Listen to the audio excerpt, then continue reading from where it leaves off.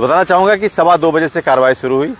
माननीय दीपांकर दत्ता जी और मसीह जी दोनों हमारे सम्मानित न्यायाधीश शुरू किए प्रक्रिया। और सबसे पहले उत्तर प्रदेश के हमारे जो है कि एडिशनल सॉलिसिटर जनरल, उन्होंने रखा बिंदुवार सारे विषयों को, फिर मध्य प्रदेश के, फिर लीगल टीम के द्वारा अधिकृत दोनों अधिवक्ता माननीय अभिषेक मनु सिंघवी जी और मुकुल रोहतगी जी ने बिल्कुल बहुत अच्छे तरीके से, अब उसमें पॉइंट्स क्या क्या है, उसमें सारे पॉइंट्स वही आए जिस पॉइंट्स पे हमारे कंटेंट तैयार थे। पहली बात ये आई कि ये रेट्रोस्पेक्टिव है। अब उसमें जज साहब का जो वास्तव में एम्फेसाइज उस बिंदु पे था, वो बार बार ये कह रहे थे कि यहाँ पे जो टीचर लिखा है, टीचर का मतलब यहाँ न्यूली अपॉइंट टीचर नहीं लिखा है, ये टीचर ये लिखा है the teacher appointed as on now. अभी तक जो टीचर हैं who has been given 5 years to accomplish their TET qualification within this time and given four more extensive year by the amendment that took place in 2017। 17 में जो amendment हो उसे 4 साल और दिए गए। लेकिन हमारे जो काउंसल्स थे वो बार बार इसी बात पे जो हमारे सीनियर काउंसल्स थे वो बार बार यही कह रहे थे, actually sir the lordship, your lordship, the teacher that is referred in this proviso actually that refers to the teacher who has been appointed between 2010 to 2015 respectively. This date is differ from one other to another state too. It is somewhat 29 July 2011 in UP, somewhat very different in Jammu and Kashmir. उस पर थोड़ा सा मसला अभी नहीं जा पाया बहस में कि कश्मीर में क्या है वो क्या, लेकिन जो एम्फेसाइज था वो यही था कि ये वास्तव में जो 2017 का अमेंडमेंट है प्रोविजो 2 का, ये उन टीचरों के लिए 2010 से 2015 के विषय नियुक्त हुए हैं। और उसमें एक काउंसिल ने कहा, उन्होंने कहा कि 5 साल हमने दिया, फिर 2 साल दिया। तो उन्होंने कहा कि 5 साल दिया, 2 साल दिया, लेकिन इससे टीचर तो इंटरेक्ट नहीं हुआ, टीचर कॉरेस्पॉन्डेंट तो नहीं किया गया। उनको तो पता ही नहीं था कि वो उनके लिए, अगर उनके लिए रहता, जो मैं बार बार कहता भी था, आप ध्यान देंगे मेरे लाइव में, मैं बार बार कहता था कि अगर ये हमारे लिए जरूरी था तो 16 साल बाद कैसे पता चला। तो ये कहा गया, उन्होंने नोट डाउन भी किया, जज साहब ने नोट डाउन किया कि अगर ये वास्तव में उन टीचरों के लिए है जो पहले के, उन्होंने कहा कि जो टीचर शब्द है, I am not conferring about the citizen, I am conferring about the teacher, teacher as on, मतलब आज की डेट में जो टीचर हैं who is entitled as a teacher, मैं उसकी बात कर रहा हूँ, बार बार उसी बात पे आ रहा है। कहीं न कहीं इसमें जो आप देखते हैं तो जो भारत सरकार का राजपत्र है 17 का अमेंडमेंट का, वो कहीं न कहीं से थोड़े से कुछ और शब्दों के साथ वो रहता, तो फिर इतना ज़्यादा समझाने की जरूरत हमारे काउंसल्स को नहीं पड़ती अगर उसमें साफ साफ ये लिखा होता। लेकिन हमारे वकील ने साफ समझाया कि सर जो अमेंडमेंट हुआ है वो 2010 के 23/1 के रेफरेंस में ही हुआ है, जिसमें टेट मैंडेशन है न्यू रिक्रूटमेंट के लिए। उसमें बहुत सारे काउंसल्स ने अच्छा दिया। हमारे सिंघवी साहब ने एक एक पॉइंट्स को बहुत इलॉबरेट किया। 17 के अमेंडमेंट को लेकर उन्होंने जो भी बातें कही कि सर वास्तव में ये कॉन्फ़िगर नहीं कर रहा है उनके लिए जो पहले से हैं, और भी बहुत सारी तथ्य उन्होंने रखे।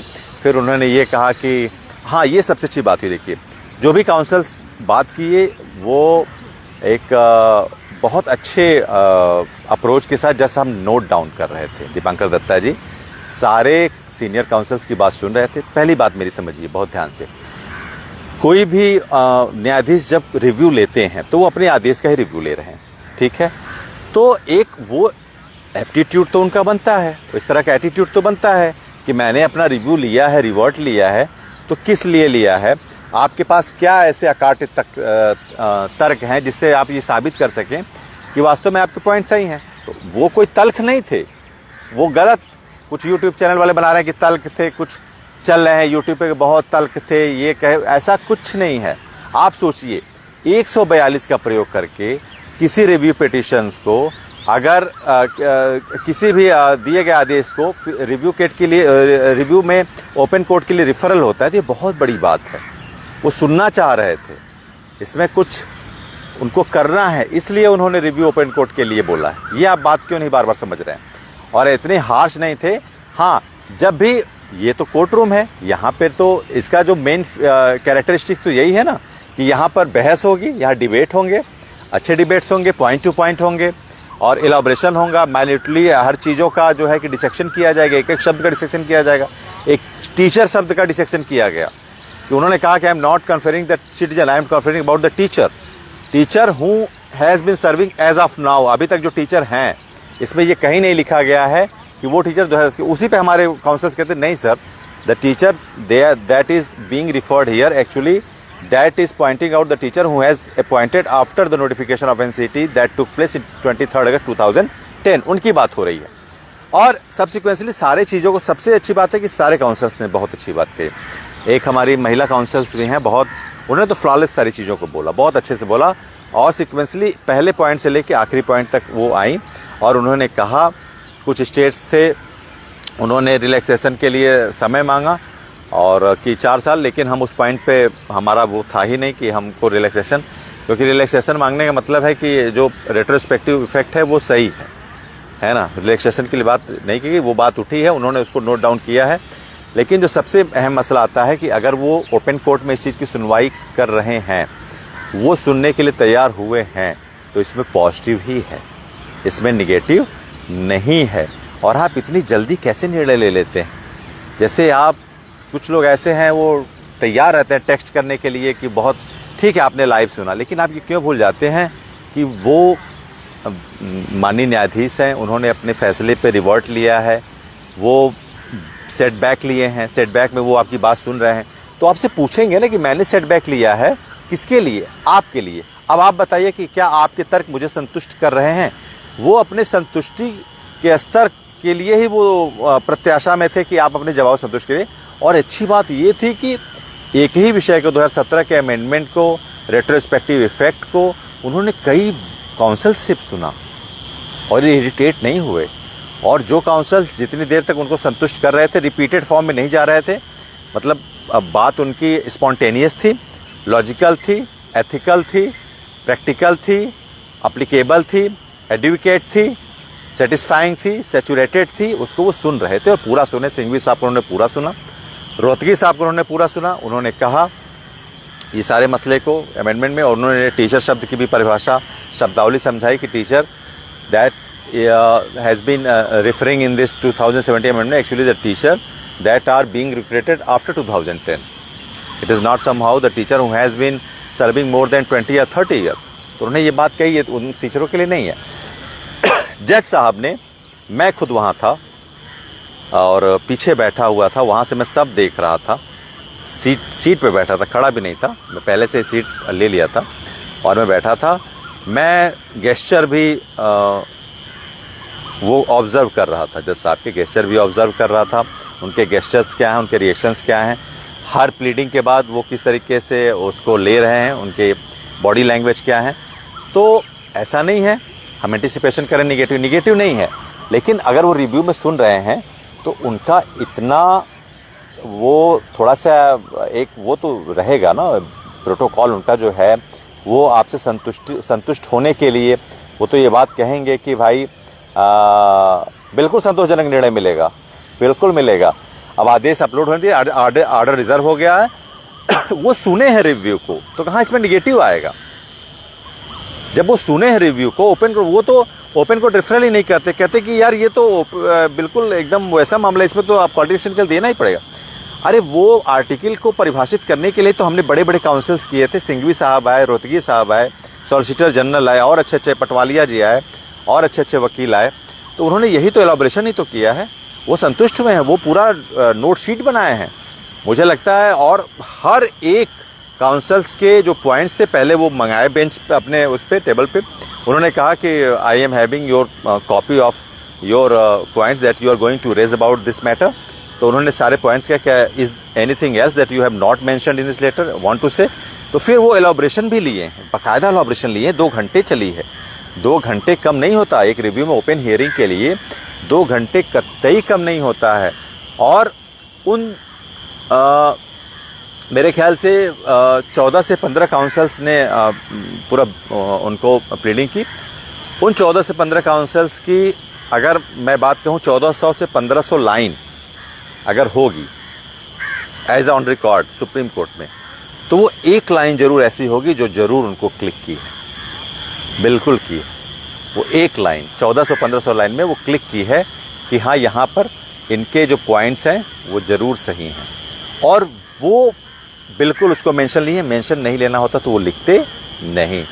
वो प्रिजुडिस नहीं है, वो बिल्कुल ऐसा नहीं। उन्होंने अब वही मेरी बात जो मैं बार बार कहता था कि वो जनरलाइज किसी तरीके से वो जनरलाइज नहीं करेंगे। वो सारे पॉइंट्स को, सारे जो काउंसिल ने सारे पॉइंट्स को उन्होंने लिखा, अब उसका समराइज करेंगे कि भाई कुछ स्टेट ये कह रहे हैं, कुछ स्टेट में अलग है, कुछ स्टेट में टेट था ही नहीं उस समय जब टेट आया, बाद में परीक्षाएं ली गई। और 2017 के अमेंडमेंट को वास्तव में क्या भारत सरकार के राजपत्र में कुछ ऐसे शब्द की आवश्यकता और थी जो उनके दिए गए इस कथन को स्पष्ट रूप से परिभाषित करता? ये तर्क भी है कि क्या भारत सरकार जो टीचर एवरी टीचर की बात कही गई, क्या उसमें एक दो ऐसे शब्द की कमी है जो वास्तव में ये कहीं न कहीं से मिस आउट हो रहा है, जिसमें अगर लिख दिया जाता है कि teacher appointed after 2010 has to clear the TET examination within 5 year. एक दो ऐसे वर्ड्स हैं, अगर वो मिसिंग आउट है तो उसके बारे में चूंकि 10 वकीलों ने बात की कि सर ये वास्तव में उन्हीं टीचर्स के बारे में जो 2010 के बाद अपॉइंट हुए हैं, उसके पहले के लिए नहीं। तो अगर वो भारतीय राजपत्र में 17 का अमेंडमेंट है, अगर उसमें एक दो शब्द और होते तो वो चीज़ें थोड़ी सी स्पष्ट होती, उसी लिए आज बहस हुई है। जो चीज़ें स्पष्ट नहीं होती उसी लिए बहस होती है, उसी लिए कोर्ट में वकील जाते हैं, उसको स्पष्ट करते हैं। तो कहने का मतलब ये है कि बिल्कुल निश्चिंत रहिए, कुछ भी ऐसा निगेटिव हुआ नहीं है, पॉजिटिव चीज़ें हैं। ऑर्डर रिजर्व हो गया है, जैसे ही ऑर्डर अपलोड होगा हम पूरी तरीके से आश्वस्त हैं। आप इतनी जल्दी कैसे निर्णय पर चले जाते हैं कि निगेटिव हो गया है, ऐसा हो गया है, वैसा हो गया, ऐसा कुछ नहीं हुआ है ना। दैनिक भास्कर, अरे ये सब क्या आप कह रहे हैं, अभी कुछ आया ही नहीं फैसला, और है ना। नहीं नहीं, सबको सुना है एक्चुअली। 67 जम्मू कश्मीर ने सभी स्टेट के मैटर को लिया है, 67 इसमें आइटम नंबर थे, और सीनियरिटी बेसिस पे उन्होंने सारे काउंसिल्स को सुना है। बहुत सारे काउंसिल ऐसे थे जो नहीं भाई 2 घंटे की प्रक्रिया लंबी होती है तो 2 घंटे की प्रक्रिया में सबका सुनना वो नहीं होता, लेकिन जो जरूरी थे जो काउंसिल उनको उन्होंने पूरी बात सुनी। ऑर्डर आपका रिजर्व हो गया है, 1 से 2 हफ्ते के बीच में ऑर्डर अपलोड होगा। हम पूरी तरीके से कन्विंस है कि 25 लाख शिक्षकों के साथ अन्याय नहीं होगा, क्योंकि उन्होंने सारे पॉइंट्स लिखे हैं, नोट डाउन किए हैं। उन्होंने 142 के बाद अपने रिव्यू को एक्सेप्ट किया है और उसको ओपन कोर्ट दिया है, सारे सीनियर काउंसिल्स को सम्मान दिया है, उनकी बात सुनी है, उनसे थोड़ा सा वो चीज़ों को अच्छे सेंस ऑफ ह्यूमर से भी उन्होंने सुना है कि इसमें क्या है, कैसे है। वो बहुत हार्श इस तरह से नहीं थे।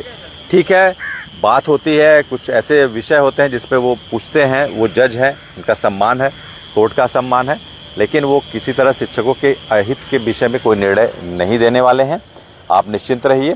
विषय थे, बहुत सारे फ़ोन आ रहे थे, मैं वकील साहब से बैठा था, चूँकि मैं कोर्ट में खुद था, मैं थर्ड पार्टी एश्योरेंस आपको नहीं दे रहा हूँ, मैं लाइव, है ना, मैं लाइव इसीलिए बता रहा हूँ आपको कि मैं खुद कोर्ट में था। मैंने एक एक गेस्चर उनका ऑब्जर्व किया, दत्ता जी का, मसीह जी का, वो कुछ भी निगेटिव नहीं हुआ है। Nothing has happened, anything any type of negative in the court, कुछ भी नहीं हुआ है। अभी आदेश आने वाला है, आदेश आ जाएगा 1-2 हफ्ते में, और बिल्कुल हम आश्वस्त हैं कि इसके लिए आदेश हमारे अनुकूल ही आएगा। उन्होंने इतने काउंसिल्स को सुना है, पहली बार इतिहास में इतने बड़े बड़े काउंसिल्स, विकास सिंह, मुकुल रोहतगी, अभिषेक मनु सिंघवी, पटवालिया जी, और जो मध्य प्रदेश के, उत्तर प्रदेश के सॉलिसिटर जनरल, ये लोग थे, और बहुत अच्छे से इन्होंने कहा और सारे बिंदुओं को रखा, बहुत अच्छे से रखा, कोई पॉइंट छूटा नहीं है। और मैं खुद कोर्ट में था, सारी चीज़ों को मैंने बहुत मैन्युटली देखा, और जज साहब बिल्कुल सेंसिटिव हैं इस मैटर पे, और बिल्कुल आपके साथ न्याय होगा। आपको क्या करना है, अब थोड़ा सा वेट करना है आदेश आने तक। आदेश में आपके लिए बिल्कुल अनुकूल चीज़ें होंगी, है ना, तो आपको परेशान होने की जरूरत नहीं है। आदेश आने के पहले किसी भी चीज़ की बात कहना वो भी नहीं है, क्योंकि आदेश सुप्रीम कोर्ट का एक सम्मान है, अवमानना नहीं होनी चाहिए। तो जब तक आदेश नहीं आ जाता, हम किसी भी विषय को सार्वजनिक या किसी भी विषय पर टिप्पणी नहीं कर सकते हैं। ये हमारे जो है कि एक कोड ऑफ, जिसको कहते हैं obligation towards supreme court, the supremacy of the law institute, ये है। तो उसकी वजह से हम कोई विशेष टिप्पणी, विशेष कमेंट इस पर नहीं करेंगे कि what is projected, what is going to happen, what will be in the content of the order that will be updated later on. तो हम ये नहीं कह सकते हैं अभी, लेकिन इतना जानिए कि घबराने की कोई ज़रूरत ही नहीं है।